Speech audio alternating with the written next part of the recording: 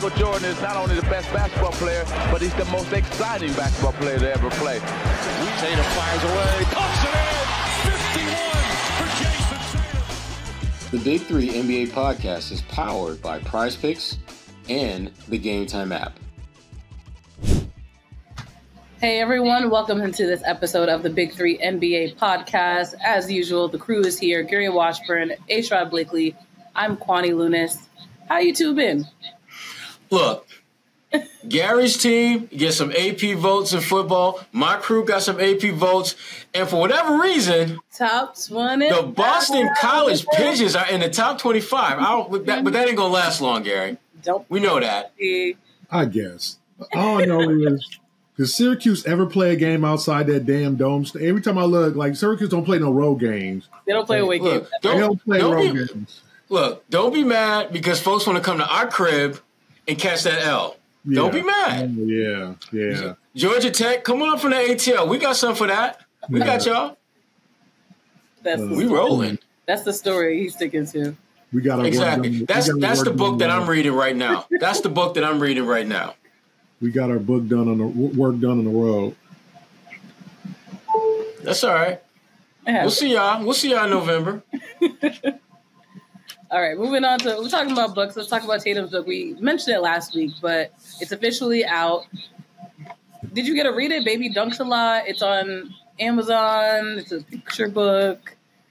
I'm not going to lie. When I saw the title, and Gary, you kind of know where I'm going with this. Sir Mix-a-Lot? I thought of Sir Mix-a-Lot. See, I'm not too young to know that. It may be a little uncomfortable when that was my first thought, but the book Dunk a Lot, Mix a Lot, it makes sense. I'm happy for Tatum that he's doing some things that are clearly different. I mean he's again, this is just another one of those. I'm more than just a basketball player, and it may seem like it's not that big a deal to most folks, but I mean this is a book where he's talking about some stuff that is very personal and it means a lot to him. I mean, we all know how important Deuce is and just being a basketball father is to Tatum. And this book kind of, gets into that a little bit, which I think is just real cool for him to kind of open himself up a little bit like that about something that clearly matters tremendously to him and just his overall being. Yeah, I think it's a good thing for him to venture out. Obviously, the headlines have not been in his favor since the Olympics in terms of all the controversy, but for him to pivot, go to China for 8 days, I think Shanghai, and do some promotional stuff for Jordan, ran there, and then kind of come back and now promo the book and, obviously a couple of weeks for training camp. I think it was good for him to get his mind off the Olympics and to kind of get his mind back on what matters, his family, and then obviously the Celtic season. And I think it's just cool for him to bond with his son. And obviously we know he's got another little one, that's here. We don't know a lot about that, but I think, it's a private situation for him, but he's become a dad again. So, and he's embraced that. And I think, his relationship with Deuce and kind of keeping Deuce around, obviously his career started. Deuce was born December of his rookie year, right? 2 months into his NBA career. So Deuce has been here for the whole ride. And I think it's awesome for Deuce to be able to start enjoying and remembering what his dad does. And he's got plenty of time left. I think a lot of guys, and I think I remember Al saying that about his son Ian, Al Horford, is like, it's cool to have your son or your daughter remember what daddy did and what his career was like, as opposed to, having him born after, like, later in your career where you don't remember what daddy did. Daddy's old. I don't remember. I wasn't around. Now, Deuce can almost enjoy remembers. I'm sure he doesn't remember the early years, but his whole dad's career. Mm-hmm. And I think this is a part of their development. Their growth. I think Deuce will be 7 coming up in December. So I think it's a great That's crazy. I think it's a it's a great thing for Jayson to be able to do this and to embrace fatherhood, And I think that's the important thing, that a lot of professional athletes get bad rap, sometimes justifiably, for not being great fathers or having a bunch of kids and a bunch of mothers and all that. And you heard about it, Cam Newton, since, what he's doing. And you hear those stories and you see that. But for him, Jayson, to be a dedicated dad is something that's probably the best thing about him. The best thing that you could, the best thing you could do is be a dedicated parent and be a great parent. And he's an all-star at that. Absolutely. So on the topic of books, we're going to play a quick game of pick and roll. And I'm going to name a type of book, a genre of book. And you're going to explain which Celtic would be most likely to write that genre and why. Are y'all ready? Let's go. This requires Gary. This requires some advanced level brain cells go to work, man. This ain't about like points, rebounds, and assists. This is in your wheelhouse, Gary. You should kill me in this. Yeah, this will be great. We'll see. Can't wait. So the first genre is mystery. Gary? I'll go first because Gary's trying to process this one. I would say the player that I would put in that category is Porzingis. Kristaps is a guy who you look at the talent, you look at the skills, and for up until he came to Boston, there seemed to be something missing, something just not quite, somewhat mysterious about why this guy is not one of the top tier players. And it seemed like the only thing that he needed to be unlocked, the greatness in him, was to just be around better players. I mean, his numbers were incredibly efficient in the games that he played, and his impact was undeniable. And to his credit, he missed some games in the playoffs, but he was big money when they needed him in the playoffs. There's certain matchups that they clearly benefited from his presence, and he showed up for those. So I would say if we were talking about who would be the mystery novel-esque on this team, I would say it's Kristaps Porzingis. Okay. So who would write a mystery novel on the Celtics? If there's let's try this one more time. Kwani, I'm going to put the cookies on the bottom shelf for Gary. Gary, if a player, was the subject of a genre of books like mystery, who would be the subject? Who would make a good? I interpreted it. Y'all ain't even got this right. Me. See, you and Kwani. I was thinking the person that will write the book. They would be writing a book about themselves. Oh, okay. That's a lot, but okay, we get it. Huh? Okay. Autobiographical mystery book. That's why we can't have nice. That's why we can't have nice. This is why everyone can't go to Syracuse. I know. This is why everyone can't go to Syracuse. You didn't see that one coming. This is brutal. Would it be Tatum and why he didn't play in the Olympics? The mystery. Yeah, that could be one. That'd be a good one, Kwani. The mysteries in Paris. I think it would be Jaylen Brown because he's just so much about Jaylen that we don't know in terms of just kind of what makes him tick. Some of the things that motivates him off the floor. He keeps his personal. And as we talked about, Jayson, a very public guy. You see him at the private events. public figure for sure. Yeah, you see him at the events. You see him, and with Jaylen, we're just seeing kind of like his relationship with Kaiser Gondrzak, and we're just starting to kind of see Jaylen open up a little bit. But there's definitely a how I put this, a mystery to Jaylen, and I think he likes it like that, which is fine. Things that we don't know about him off the floor, he keeps it to himself. Where he's going, he documents stuff on social media and things like that. But I think that there's something to Jaylen that the Celtic fans really still don't know yet, and may want to know, and may never ever know. Just like I think kind of a Kevin Garnett, like you never really saw Kevin publicly in anything. Kevin was, you never saw him out and about. And I think Dan Shaughnessy, a great Globe comment, said, like, I've never seen a more mysterious 6-7 foot black man in Boston. Like, you don't see him around. You don't, you see him at the arena and he's going playing like a maniac, and then he goes back to his cave, and then you don't see nothing. So that's Jaylen's favorite former Celtic too. I think it's a level of mystery to Jaylen that I don't know what I said. I don't think it's not for us to find out. Mm-hmm. It's for him to let us know. As long as he shows up on every night to play his favorite game and to play the game he loves and to give his all and live up to the contract, which he's doing, I don't think it's any of our business. And I think, I know that a lot of these guys are so public nowadays and what they do, and every step of the way they're posting on social media. And I think Jalen's embraces social media, but I think his personal life, his off the floor, some of his endeavors, we really don't know a lot about until he's there. Like the whole thing in Oakland with Jason Kidd, like he don't really put that out there. He just does his thing and keeps it moving. Well, Lil Wayne did say, "Look, real G's move in silence like lasagna." So, y'all know somehow that. Silence like lasagna. Real G's Kwani in silence. Now I gotta hit him. You don't have to repeat that. It's like one of the best lines in the last 10, 15 years from a rap song. Real G's move in silence like lasagna? Yes, real G's move in silence like lasagna. It must be like a BC Syracuse thing because we totally understand what that means. Lasagna silent. Let it marinate. The G in lasagna is silent.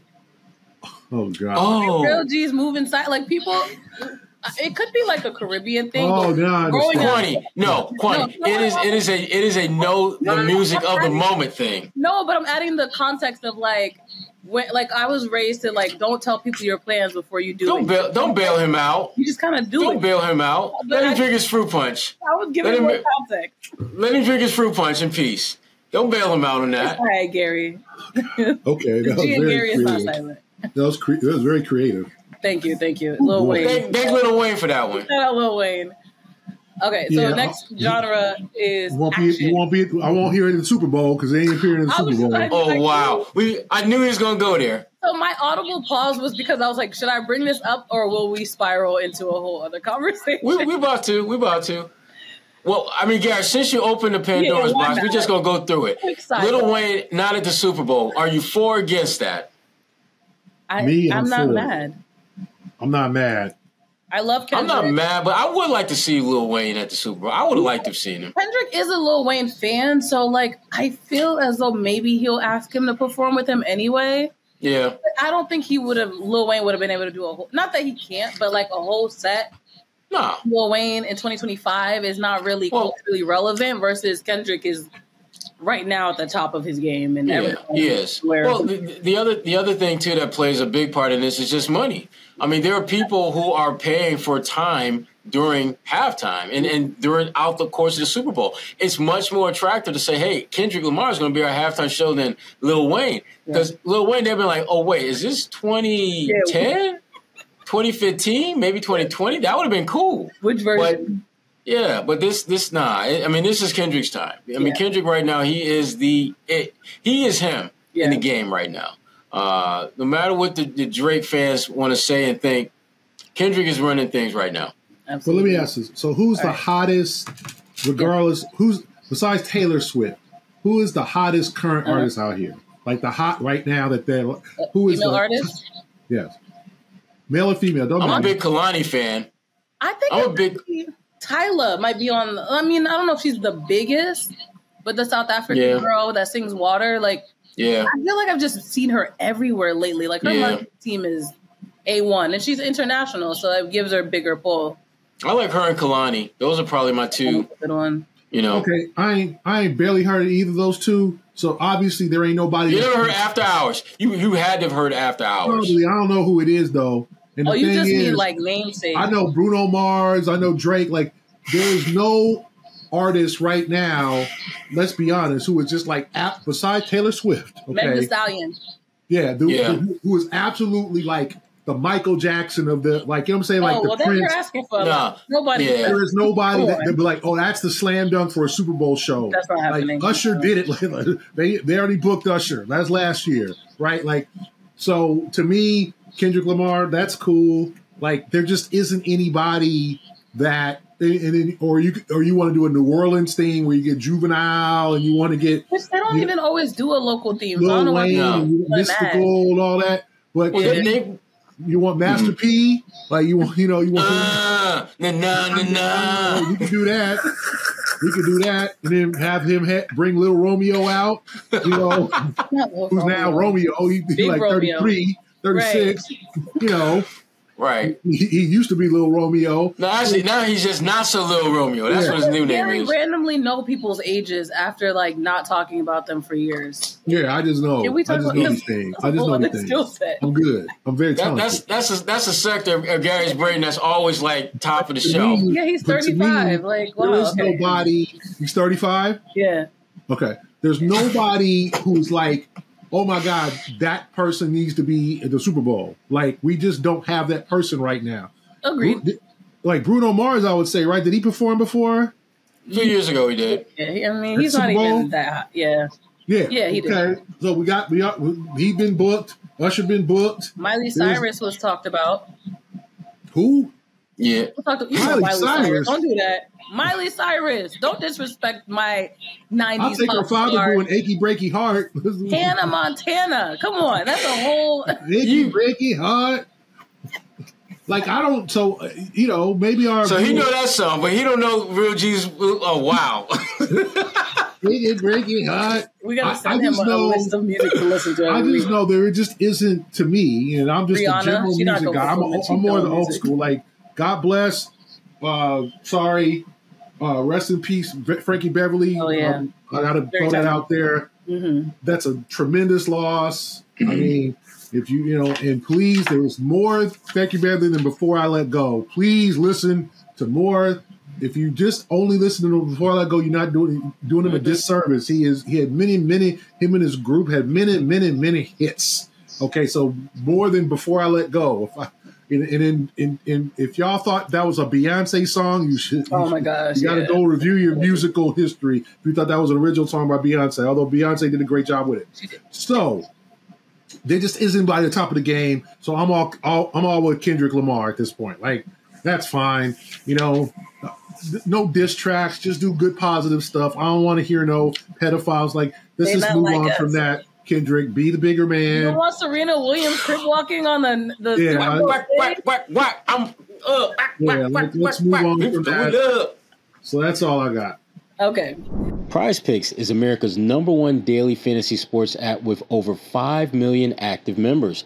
Prize Picks is the easiest and most exciting way to play daily fantasy sports. Unlike other apps, on Prize Picks, it's just you against the numbers. All you do is pick more or less on 2 to 6 players' stat projections and watch the winnings roll in. Get in on the daily action with your friends and become part of the Prize Picks community today. You can now win up to 100 times your money on Prize Picks with as little as 4 correct picks. That's right. You can turn $10 into $1,000. Sign up today and get $50 instantly when you play $5. You don't even need to win to receive the $50 bonus. It's guaranteed. While daily fantasy lineups are cool, you can also get in on season-long projections as well. Should you go more or less on Patrick Mahomes throwing for 4,300 yards? And what about Aaron Rodgers and 3,750 yards passing? How about Tyreek Hill having more or less than 1,376 yards receiving? Or Saquon Barkley rushing for more than or less than 1,050 yards? Get in on the action by downloading the Prize Picks app today and use code CLNS for a first deposit match up to $100. That's code CLNS on Prize Picks for a deposit match up to $100. Prize Picks, run your game. All right. A minor. Bearing with us, let's go back to the originally scheduled program. The book genre that's up next is action. Action. I feel like this would be more fun if it's a movie, but yeah, that's cool. Let's do. Yeah, it would be better if it's a movie. I would say, action. I would go with this. I would probably go with Al, because when Al gets fired up, Interesting. Al, I like angry Al. Action Al. Yeah. When Al was ready, when Al was like in that mode where he's just really like, especially if you don't expect that from him. He's just yes. I would go with action for Al. I like that. I like when Al is in that mode. Makes me think about Master P. Oh my See what Gary started? Anyway, I'd go with Peyton Pritchard because every time he's on the floor, there's always some action happening. Or half-court shot, rebound, put back. He's showing his toughness. He's always in the middle of everything. So, like, literally, that's my action guy because when he gets in the game, it's exciting. He's trying to make plays. He's throwing his body out there. He's hitting threes. He's muscling up against much bigger players to get offensive rebound. You know, he whatever it is, he's on the floor. There's always plenty of action. So my action guy who would write a good action book would be Peyton Pritchard. Okay. Okay. We like it. We like it. Up next, romance. Oh, that's easy. Jayson Tatum. Everybody loves Jayson Tatum. And LMA boot up. And Buddha. Oh, see? Yeah, exactly. See. We got backup dancers. I got you. Look, no, Jayson Tatum. I mean, everyone loves Jayson Tatum, and there's a lot to love about Jayson Tatum. When you look at one, he's got a championship now. He's got more money than he's ever going to be able. He's got multi generational wealth. Mm-hmm. And you just, statistically speaking, he's on track to be the greatest Celtic ever. I mean, he's got to rack up some more championships. But statistically speaking, he's going to be, among the greats all time. And the crazy part is, the dude's what, 26 now? So he's still got, in theory, another decade of balling out. And I don't think there's any doubt that at the pace that he's going to break and own damn near every record, offensively speaking, in Celtics lore. So there's a lot to love when you got a guy that young making that kind of impact. Derek White would be a good one. The way the city fell in love with him. They did. That moment, and the movie changes, the book and changes. when he cut it all off and came over. That's true. That's a good point. He fell in love with himself, and the city followed. Oh, look at that! Look at Kwani with the lyric. Well, Okay, I'm just see. Gary's just like, what did I walk in the middle of? What's yours, Gary? I'm going to say Drew Holiday because Drew Holiday gave up, when his wife had cancer and a tumor and she was pregnant, he gave up his he sat out until she was healthy. He left the New Orleans Pelicans. And just his whole, that whole thing, that dedication to love, his dedication to his wife, his family, getting to know Drew, just such a family man. Mm-hmm. And it's just and not even romance, but just love. Like you see his parents at the game. You saw his parents at the finals. I mean, just the kind of the family that you would draw on paper that you only see on the Brady Bunch or, because I don't know no close family shows, since the Brady Bunch or Cosby's? Yeah, I don't like to mention the Cosby, although that's an example. But yeah, there's been some things off the floor with the Hugleys? The Hugleys. Bel Air, the spinoff of Fresh Prince. Not the Bel Airs, no, not the New Banks family. You don't like the New Banks. Living single? Oh, never mind. Anyway, so I think Drew Holiday is just the man that gave up his career for a while for his wife, and you can see them courtside at the games and their kids, and just a lovely family. And that's why I learned to, didn't know Drew very much before he got here, but just learning about his dedication, his faith, his family, just he would be a slam dunk for like a romance or just a love, because that's kind of how you do it. It's the example. Like I said, Jason's example of a great father. Drew, example of a great family man, and it's wonderful to see. I like these. All right, okay. Look at us. The final one is academic textbook. Who the brainy one? Who the brainy one? Y'all gonna say Jalen? That's what I would say. Just because that's Jalen. I mean, he would write about the education system. He totally would. He absolutely would be that guy. And that's one of the things I've always liked about Jalen. The fact is that he moves to a beat of a drum that only he hears, and he does not give a damn that you can't hear it, because in his mind, it's just that you're not in tune with what, for him, matters most. I love the fact that he's committed to certain endeavors and things off the court that have sustainable long-term value that go above and beyond anything he does individually or personally for his own benefit. And again, it's refreshing to see a guy in that place and space doing those type of things. And a lot of that, again, has a lot to do with just the level of intellect that he brings to the game and that he brings to life in general. I remember vividly conversations with different scouts about him, the whole he might be too smart for the NBA narrative, which to me, I'm just like, why? Since when do we get to the point where we don't want to have smart people in the room? Since when do we get to the point where we don't want intelligence to be like one of your strongest character traits? I don't know. If I'm paying you $200-300 million, I would want you to have a high level of intelligence so that the decision making that you make on the court might translate off the court, so we're not looking at you in 15 years as, man, he made $300 million. Now he got 3 cents and 2 pennies and a nickel to his name. You don't want to be that guy. Jalen, I love the fact that intelligence is one of his greatest strengths, and certainly he would be the guy that would write an academic textbook type. Yeah, I can only agree. I can definitely agree with that. Like, I'm on board with that. I think, and there's other very smart guys on the team too. Sam Hauser, Luke Cornett's a very smart guy. I mean, that guy will, hilarious. Just give you such thoughtful answers too. So he about to wind up being in the league for a decade. That's yeah. And also with the Vanderbilt, being your third center. Vanderbilt, great school. It's all right. Yeah. Okay. Anyway, it's a good school.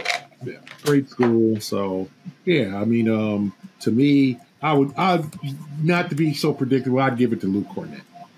Okay. I like it. Summertime is winding down, but the college football season will be in full swing before you know it. There's no better way to get your college football fix than Game Time, which is where you can find the best deals on college football game tickets, concerts, NFL, WNBA, and so much more. Game Time has a new feature called Game Time Picks that makes getting tickets to see your favorite teams play live even easier. Game Time Picks filters out the fluff, so show you only incredible deals on great seats so you don't have to waste time searching through thousands of tickets. The one college football game I'm looking forward to seeing this year is when my alma mater, Syracuse University, comes to my neck of the woods and takes on the Boston College Eagles. There's a great selection of seats starting as low as, get this folks, $3. That's right. $3 can get you in the building. Having the map of the stadium along with the different color-coded prices makes it super easy to find the best seats for your budget and not have to scramble all over the place on your app to do so. And you're covered by Game Time's lowest price guarantee, where Game Time will credit you 110% of the difference. Download the Game Time app, create an account, and use code CLNS for $20 off your first purchase. Terms apply. Again, create an account and redeem code CLNS for $20 off. Download Game Time today. What time is it? Game time. All right, moving on. That was a really fun segment. Porzingis, he's looking like he's ready to come back. He's been working out in Latvia. When he returns, before we know it, Celtics Media Day will be here. But specifically for Porzingis, what is your level of expectation for him? I expect him to pick up where he left off. I expect him to be a guy that's going to go out there and be very impactful in the minutes that he plays. That doesn't mean he's going to get you 20 points in 20 minutes, but make open shots, get some rebounds, run the floor a little bit, do all the things that allow you to be a difference maker for the Celtics team and bring Banner 18 to Boston. That's what I expect. I don't expect him to be I don't expect him to be a 25, 12, and 15, and 6 9s. That's not who he is. He's never going to be that guy. But he can be a guy that is very impactful in the limited minutes that he's going to get. So I expect to see more of the same from him when he gets back. Yeah, I think they'll bring him along slowly. I think he'll be fine eventually, but I think they're going to measure his minutes. You don't want to get hurt again. This is a guy with a history of injuries, a guy who had a history of leg injury. So I don't think they're going to rush him in. I think they're going to play the game of we want him as healthy and rested as possible for the playoffs. You're going to, the playoff plan is going to be implemented with Kristaps Porzingis. So, him going all out in 43 minutes, not happening during the regular season. To me, I think they'll measure his minutes and they'll bring him along slowly. And then when he gets back, into full form, which I'm sure they'll think maybe planning for March and April. For the Celtics, I think they hope he'll be that that difference maker, because remember, like, they were able to beat the Mavericks in 5 games with Porzingis basically being 50%. Definitely not near 100% in that series, and didn't play most of the playoffs. Because of that ankle injury. So to me, if you get him healthy and ready to go, along with the team that's already been played a full season together, with the new addition of Lonnie Walker and guys guys getting in form, I think there's no reason why they shouldn't have a good chance to repeat. Okay, and finally on the agenda, former Celtic Robert Williams III. He's in Portland right now, but there has been a lot of interest in him. Specifically, the New York Knicks is one of the teams that have been reported to be scouting him out. So what do you guys think about Time Lord potentially being in the Big Apple, and what impact would that have on the East? What you think, Gary? Well, it's hard to really have a lot of expectations for Robert, because he's not healthy, but we all know, like, Portland drafted a center, Klingman out of UConn, and they also have DeAndre Ayton. So there isn't a lot of room in Portland for Robert Williams. He's also in a very economical deal. I think he's making $13 million a year. So they trade, and the New York Knicks still have a lot of draft picks. So if the Trailblazers can get, let's say a low first round pick for Robert Williams, I'm sure they would, and take on someone else's contract, I'm sure they would be ecstatic with that. And, the Knicks, with losing Isaiah Hartenstein and depending on Mitchell Robinson, who is not as injury prone as Robert Williams, but has also had his history with injuries, I think that brings them another weapon. But it's tough to see Robert playing anything more than 50 games in a season. Like, he has not played a full season in his career. It's hard to see him being a major contributor for the Knicks, like, just, because of his injury history. I think he's got to prove that he can stay healthy. He's still obviously 26 years old, almost. I think he's going to be 27. And he's got to prove that he can stay on the floor. And I don't know if playing in New York under Tibbs, who pushes his guys hard, is the right move for him or for the Knicks, because there's going to be a lot demanded for him playing in New York. So not sure if that's the best place for him, but he needs some place to prove that he can stay on the floor, and let's see if he's healthy. Yeah, I mean, for him, bad situation. For the Knicks, great, would be a great addition. You're talking about a guy who can be a tremendous difference maker for a team that is built to be more versatile defensively. When you look at the guys they've added, you look at with Bridges and obviously the guys that they got there that they were able to re-sign, and he feels a void there. When you, as you mentioned, with Hartenstein, leaving, they need someone who can man that middle and give them some production at both ends of the floor, but most important, can make an impact. But I don't think it's going to go down just because I think that Portland will probably get, a better deal elsewhere. Because they're going to want something in return.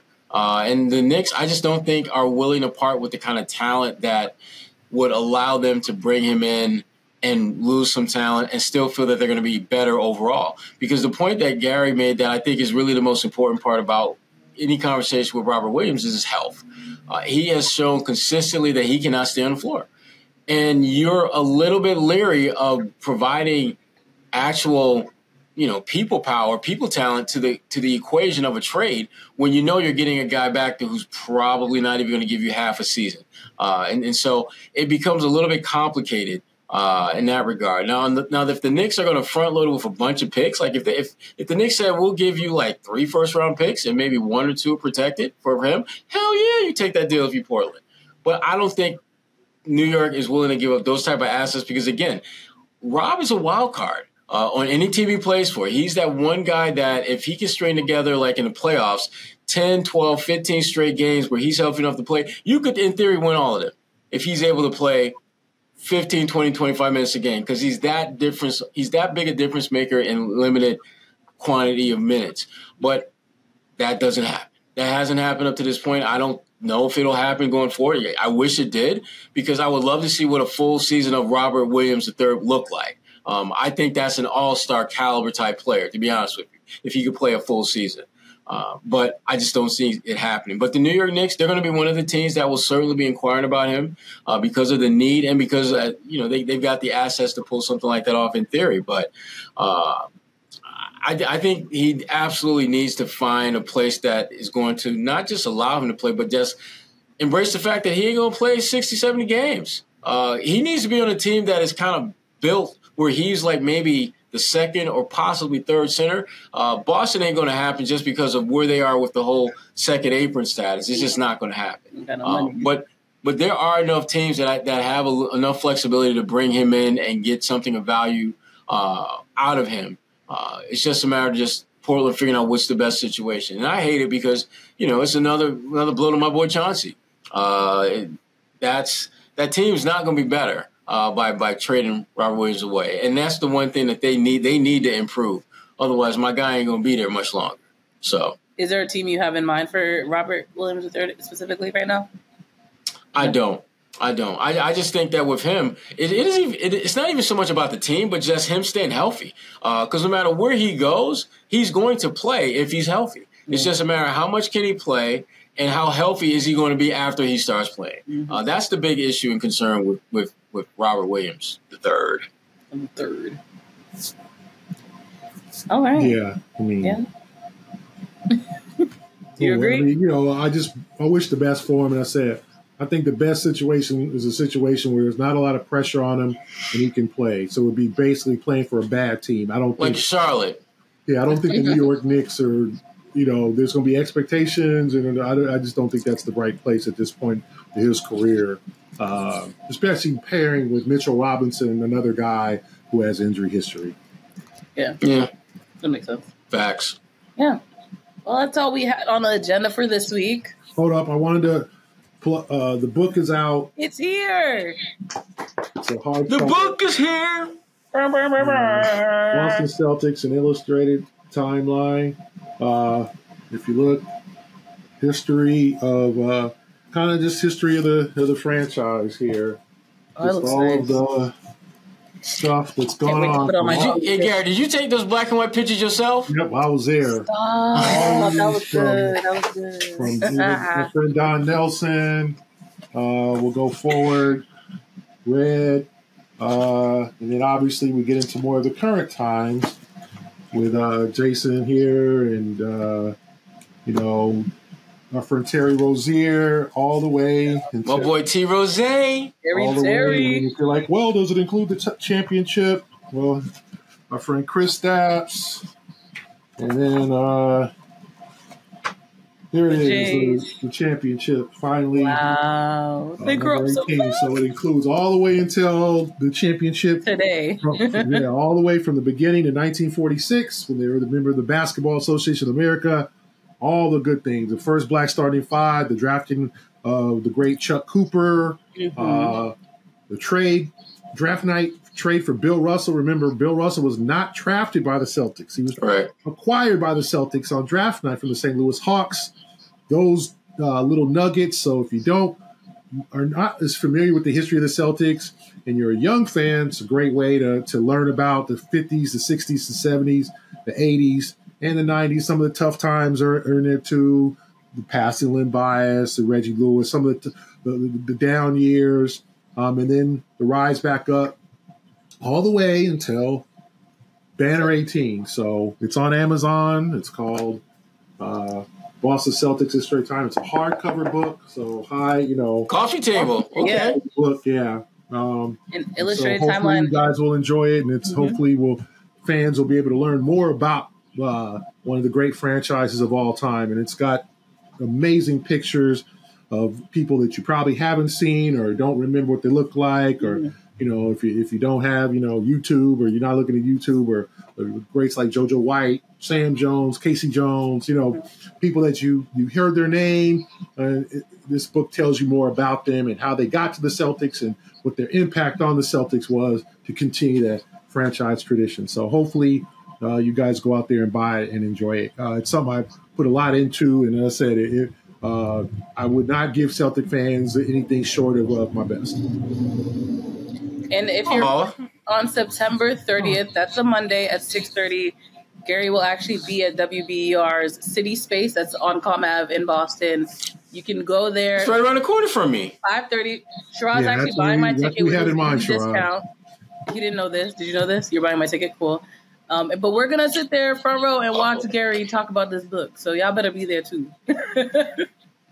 That's right. Can't wait for you to talk about Dave Bing and Sherman Douglas and all the great Syracuse players that spent some time in Boston. Gosh, he always finds a way to focused on. That's what I focused on. There's actually one chapter that just says "Seeing Orange," and it's all the Celtics. Yeah, all Fab Melo, all the great, all the Syracuse greats. Why you had to bring Fab into this? God bless for Fab, but yeah, all the greats. My man. All right. That being said, all right, Queen Kwani. Look, I'm here. Get the book, like we said, and support Gary. We'll all be supporting as well. That's all for this week's episode of the Big Three NBA podcast. So much to talk about next week as we ramp up towards Media Day and, of course, preseason workouts as well. So thank you all for listening, and we'll be back.